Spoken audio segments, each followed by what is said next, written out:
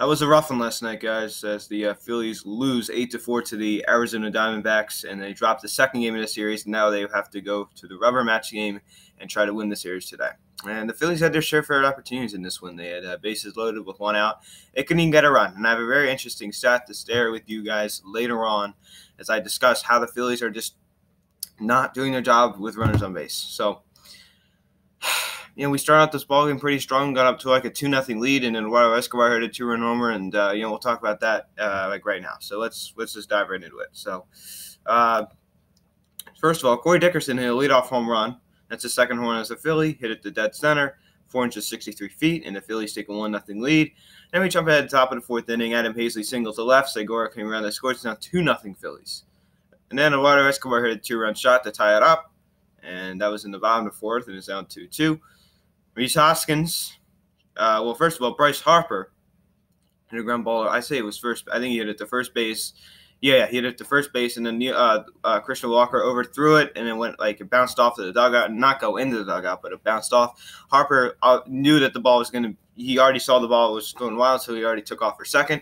Hoskins came around to score in the throwing error, and that is now at that time it was a 3-2 lead for the Phillies. And then bottom of the sixth inning, Avios singled to right. Lamb and Walker came around to score, and it's now 4-3. Then bottom of the seventh, Eduardo Escobar singled to left. Dyson came around to score. It's now 5-3. Then Peralta hit a 2-run shot. It's now 7-3 Arizona. And then Hazley's doubled to right. King came around to score. It's now 7-4 Arizona. And then Avios homer to center. And now it's 8-4 Arizona. And that's your ball game with an 8-4, your final score. Phillies drop the second game of the series. Now let's take a look at the box score in this one. Corey Dickerson 2 for 5, the run scorer RBI. Rhys Hoskins 1 for 5 with a strikeout. Bryce Harper 1 for 5 with a strikeout. JT Realmuto 1 for 5. Gene Segura 3 for 5 with a run scored. Cesar Hernandez 0 for 4. Andrew Knapp 1 for 1. Andrew Knapp, ladies and gentlemen, has a 202 batting average. This guy has not been hitting bad lately.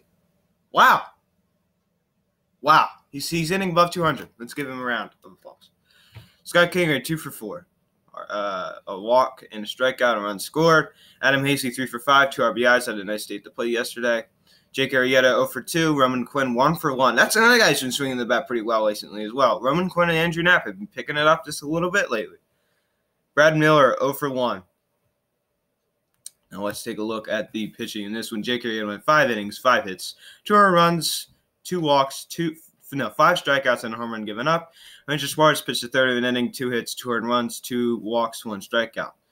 Parker pitched an inning, 3 hits, 3 earned runs, 1 strikeout, 1 home run given up. And Eflin pitched 1 2/3, 2 hits, 1 earned run, 2 strikeouts, and a home run given up. And wow, that was really, really bad. The pitching was a huge problem in this one. Obviously we took the first game yesterday. Not totally different story here. Totally different story here. This was a very, very rough game here. And this goes back to starting pitching. Jake Arrieta cannot pitch with that bone spur. He really can't. He cannot pitch. He cannot go deep into that game. So he pitched a pretty good game. He can't go deep, and that's really hurting us because it's putting a lot of pressure on the bullpen. Ranger Suarez, Parker, Eflin. It's putting a lot of pressure on this bullpen to do more work. And I don't think that the bullpen's really meant to do that every obviously the bullpen's meant to pitch, but it just feels Jake Arrieta he just can't go deep in the games. He just literally can't. It's almost like an opener. The bullpen's you're gonna have to use 4 or 5, 3 or 4, maybe even 5 different pitches when Jake Arrieta is pitching because you can't go deep in the game. So it really has an effect on the bullpen. So do you shut Arrieta down? I mean, you can't really do it because who else are you going to throw out there? Zach Eflin, that was a disaster. Jared Hykoff, no, thank you. Because who you guys are going to throw out there? You have nobody else. So you're basically in a tough situation. You don't really have much to work with, so you might as well you just have to bite the bullet. Just try what you're working with. And this may not be the best solution, and that's why you have off seasons, and that's when you make moves. So, and get ready for the next season. So I'm hoping that's what the Phillies will do this upcoming offseason to try to fix that mess. Get a couple new starting pitchers, and that'll be that. But Jake Arrieta, as I said, cannot go deep in the games as of right now, and I understand that bone spur, it's barking.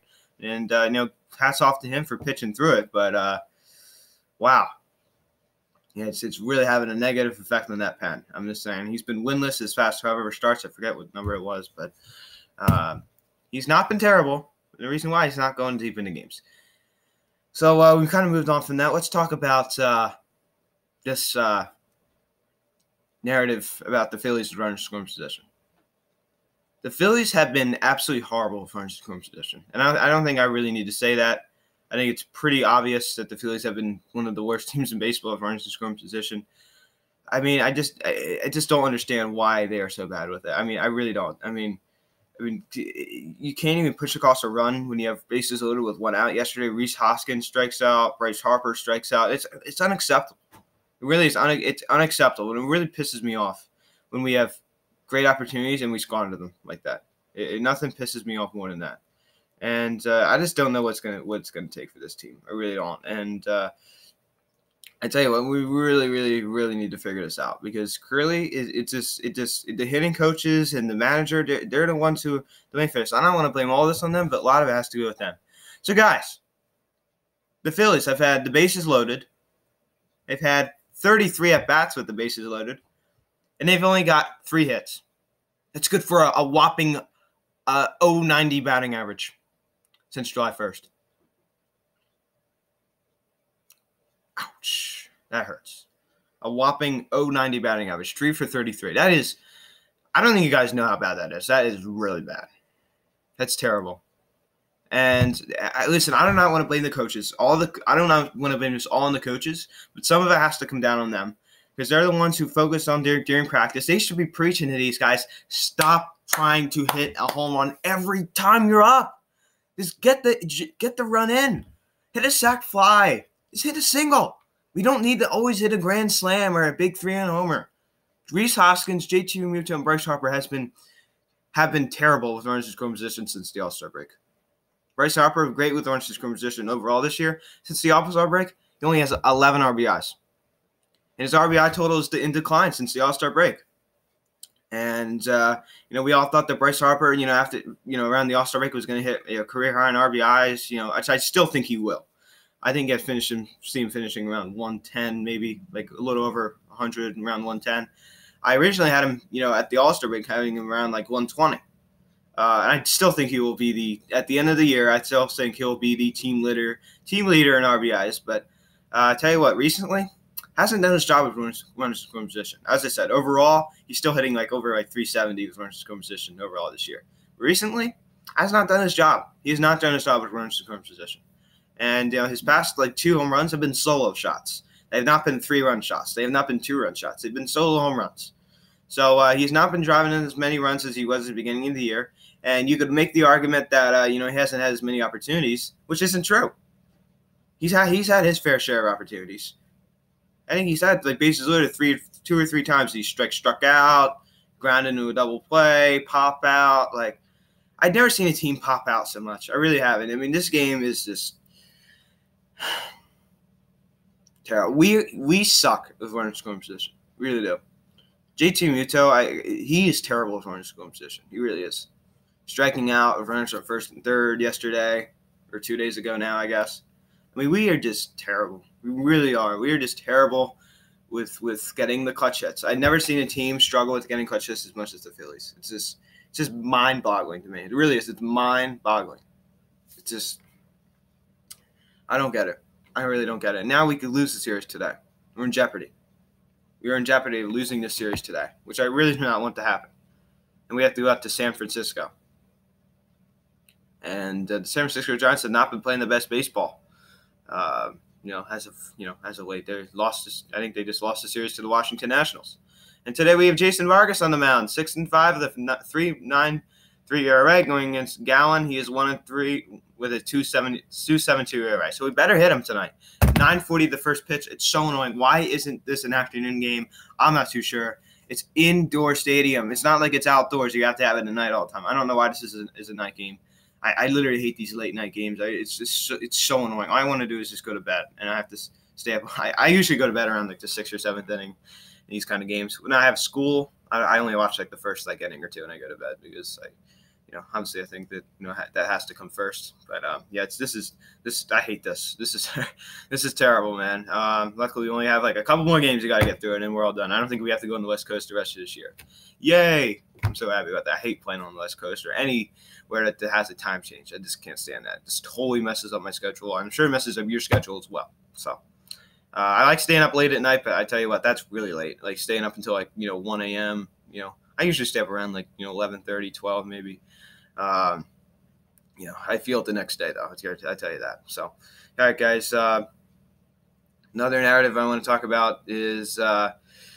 Well, I think we already touched on this narrative a little bit, but a lot of people are wondering, what is the problem? What is the problem this year? Is it the pitching? Is it the hitting? Is it the coaching? I think it's a combination.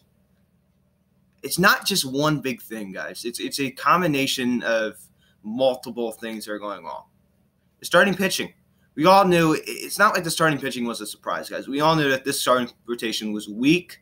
We all knew it going into the season. We saw some glimpses of Jared Eichhoff having some success and Zach Eflin having some success here and there, but we all knew that wasn't going to last. I actually thought that Zach Eflin's success was going to last, and I was wrong because he completely just blew up. I mean, I already touched on that. He was god-awful. Same with Jared Eichhoff. But I think I expected Eichhoff to not stay like that, so not much of a surprise.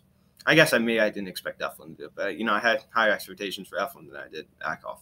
So the starting rotation wasn't a surprise. Now the hitting has been a surprise because we expected them to be much better. We expected Harper to, hit for a little higher average, and we expected them to have like around like 40 home runs this year. We expected them to have like a 270, 280 hitter with 40 home runs, 120 RBIs. We expected that, and he hasn't done that this year. Now not to say he won't do it, come back and do it next year. This is his first new year in Philadelphia. He's in a new venue. He wants to do well. He has a lot of pressure. You got to factor all those things in. Rhys Hoskins underachieving. A lot of these guys underachieving. The coaching staff has not made the best decisions. I'm not going to lie. Gabe Kapler, not the best manager. Now people are all innocents in Gabe Kapler, always there to support. I'm not like that. I'm willing to take shots at our manager. I really am. And I don't think he's done the best job. I'm not going to lie. And now, is this all been his fault? No. John Maley. I don't really want to blame Chris Young because he does not have the best pitchers to work with, okay?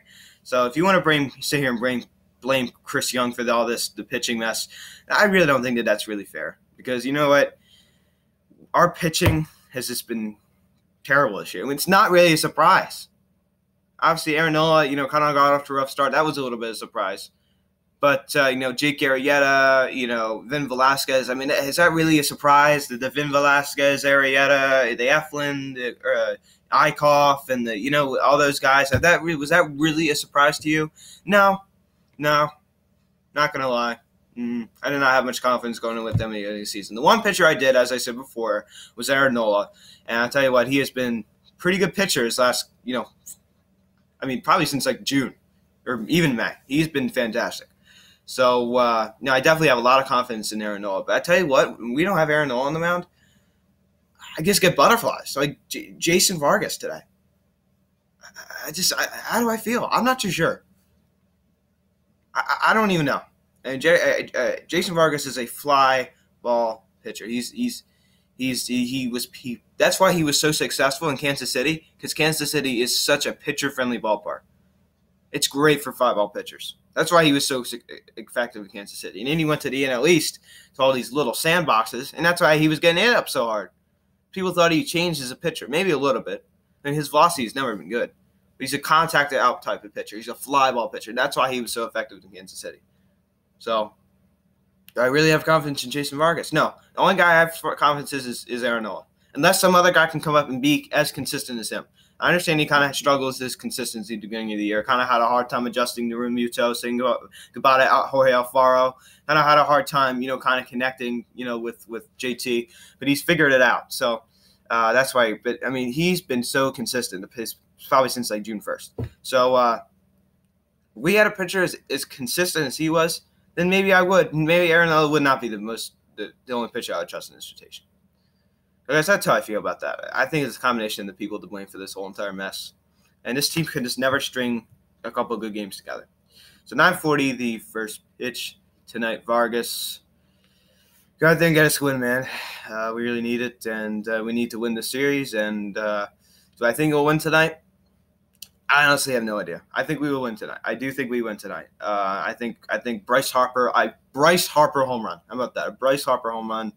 I said he's going to home run this road trip. I'm still saying I think he's going to hit his 20th dong. How about you come back home with a 251 batting average with 20 home runs? Then you could work on maybe possibly getting around 28 for the rest of the year, finishing with a 250, 260 batting average, 110 RBIs, over 100 walks. So I definitely see Harper hitting a home run. Maybe not tonight, but on this road trip, even in San Francisco. So guys, that is pretty much it. Thank you all so much for watching this video. Please smash the like in this video. My last video did not get not much views. Obviously, this is a kind of a hard time to record in the morning. Not many people are watching. So please, I'm begging you, please make sure you have the notification bell turned on. That way you do not miss any of my videos. Guys, thank you so much for watching. The Phillies lead 8-4. They play tonight, 9:40 the first pitch. Jason Vargas on the mound. Social media, link in the description below. Please smash the like in this video. Please subscribe. If you haven't yet, please tell your friends about these videos. I am Luke, and let's go.